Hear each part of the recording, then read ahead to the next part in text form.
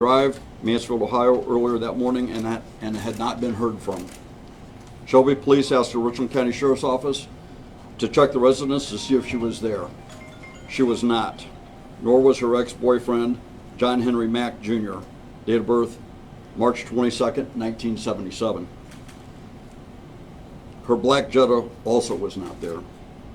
The Sheriff's Major Crimes Unit obtained a search warrant for the residence, which was then executed. The Ohio Bureau of Identification Investigation was called to the scene to process the scene. Based on their investigation and collection and processing of evidence, and after consulting with the Richland County Prosecutor's Office, detectives obtained an arrest warrant for John Henry Mack Jr. for kidnapping, Ohio Revised Code 2905.01B1. After 18 days of searching for Melinda Kay Davis, we received a phone call on February the 14th at 6:15 p.m. from the Columbus Police Department, who had located the black Jetta with the same license plate at 5690 Zachary Court, Galloway, Ohio.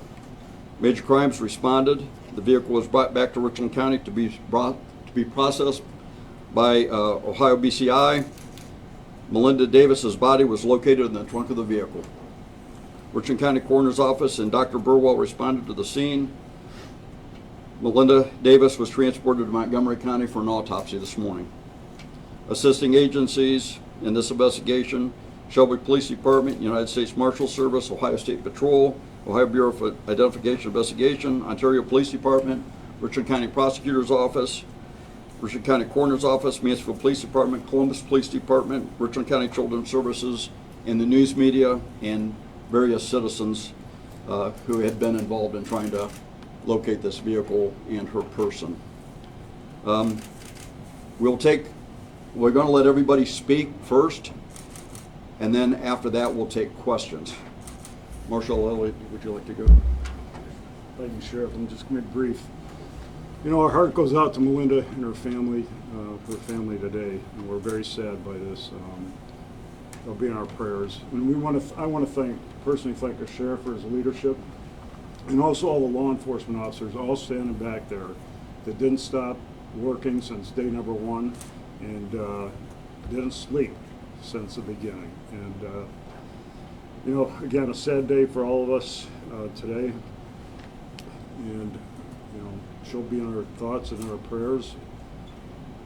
Probably the best thing that the suspect did for us was to boast how her body would never be found.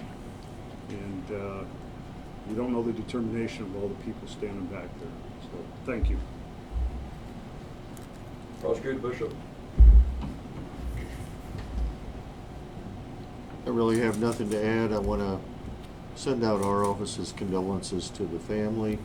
Our Victim Advocate Division obviously will be working with them in the coming weeks, and I want the family to know that our door is open and we'll be there to help you through this process as best we can. I also want to thank the various law enforcement agencies. I think most of them have been mentioned. This was amazing hard work. It was everything from technology to door walking and foot pounding, old-fashioned work combined with new technology. The last thing I want to say is this case is only just beginning. There's been obviously a development in the case that was worthy of this press conference. However, I want to stress that the investigation is not concluded. There's still a lot of work to do. The people have been working so hard so far. We'll continue to do that hard work and get this case put together for my office to review. Thank you to all the law enforcement agencies that worked so hard to bring this to this point.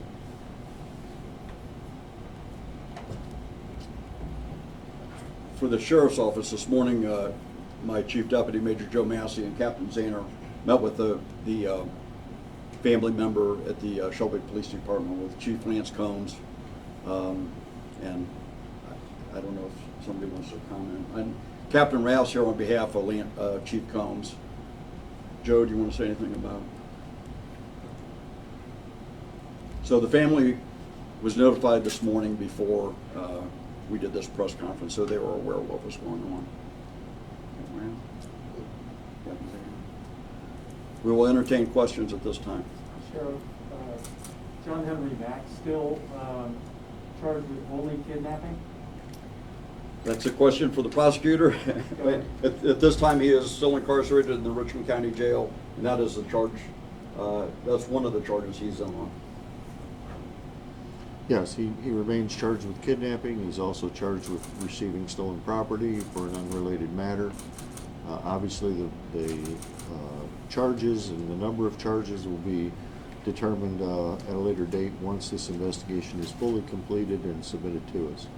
But to answer your question, those are the current charges. Has he pleaded guilty at all, sir? No, sir. Or innocent or anything like that? No, Did he help lead you to the vehicle in Columbus? can't comment on that. How did the police in Columbus come upon the vehicle? My understanding is they got a tip from a citizen in that area and acted on it. A tip of what? Did you say a strange car or They got a tip about the car. a car that matched the description of the one you were looking for? They got a tip about a car. Sir, I know that two of Mr. Mack's relatives are also charged, I think obstruction or something like that, as relative to this case.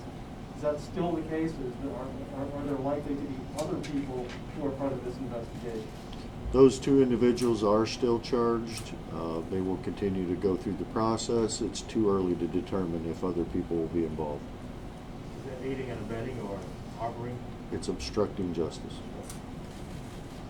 Can someone talk about the condition of the body?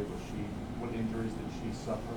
As the sheriff indicated, the body is pending autopsy in Montgomery County. It would be premature to comment at this time.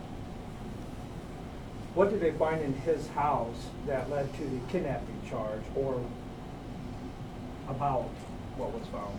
Primarily blood. Do you believe that's the location of the murder? I'm not going to comment on that. The case is still subject to review. Is there any indication of how long the car had been in the location where it was found? We don't have that information at this time. This is still ongoing. There's a lot of work to be done. There are a lot of reports to be generated and reviewed. So our information is somewhat limited at this point. Any aspect as to how she may have died, gunshot, anything like that? We are awaiting autopsy results. As I indicated, it would be premature to comment at this time. And talking to the family, what do they say? We have not spoken to the family yet. They were just notified by the sheriff and Shelby Police Department this morning.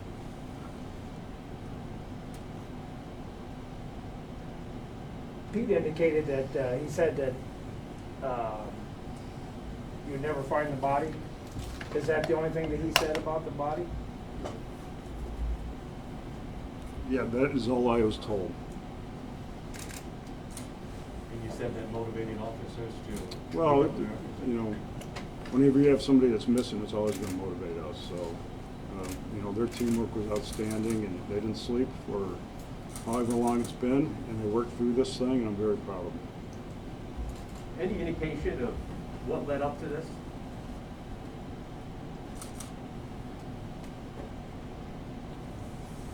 I'm taking that as a question about motive, and we're not prepared to comment on that at this time. It's too early. How long had they been estranged, or were they estranged? He was listed as an ex-boyfriend. In the sense of how long they have been estranged? I don't think anybody up here has that at their fingertips right now. And it's been publicized, and maybe, I don't know if you're willing to address this again. We talked earlier about the fact that she made a phone call, Melinda made a phone call or a text, communicated in some way with a friend as she was arriving at Mac's address with a rather cryptic message. Can you address that? Okay. Shelby should be able to do that because they did the original report with reference to that phone call. It's basically what the sheriff read before, that the the Shelby Police Department was notified, and we asked a lot of assistance from the Richland County Sheriff's Department, and it's been an effort by many agencies since then.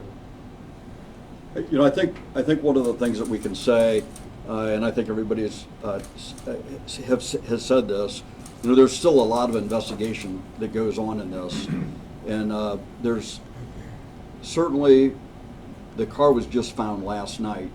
The autopsy is just being done this morning at Montgomery County Coroner's Office. We have a lot of questions too, but we wanted to do a news release because we felt it was important for the public to know, for the media to know, and we're hoping that in the next few weeks we'll be able to put out much more information. The information that we have today is very limited, but it was important for us to get it out. The fact that we've located the car, we've located the body. Now there's a mountain of work to do to get this thing resolved, and we are looking forward to working with all these agencies and getting this thing resolved for the family. And again, I think our condolences very, very much go out to the family. It's a very, very sad day. So we're hoping this brings closure a little bit to the friends and family. And please keep them in your prayers. Anything similar to this happened recently in the county? I think the prosecutor can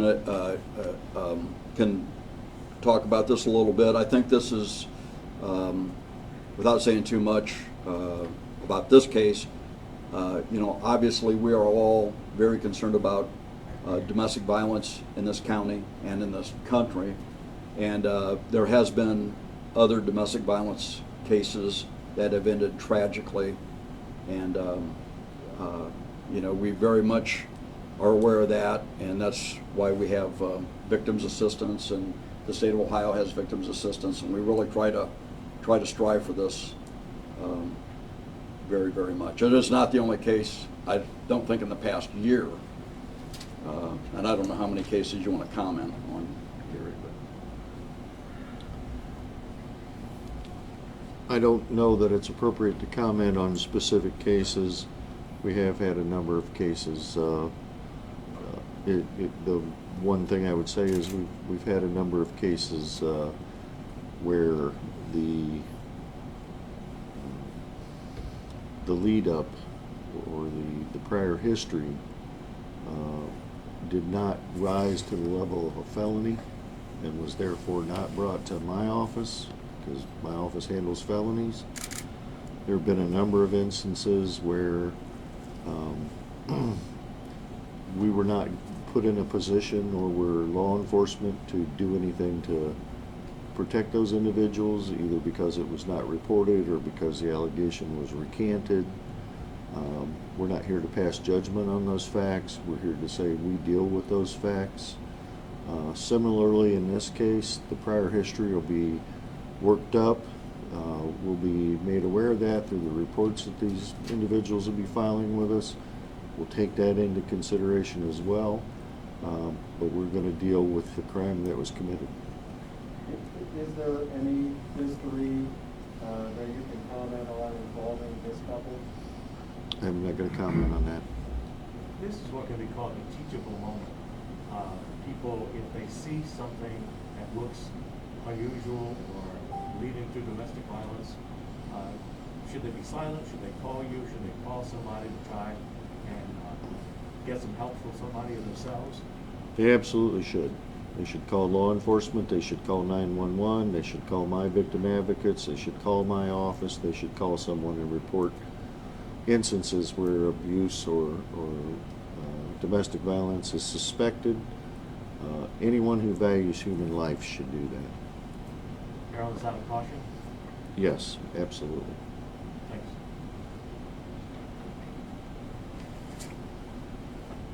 Is anybody else from the law enforcement? We have about 20 different law enforcement personnel that were involved in this in one way or another. I don't know if any of them want to make any comments. Certainly want to give them the opportunity to do so.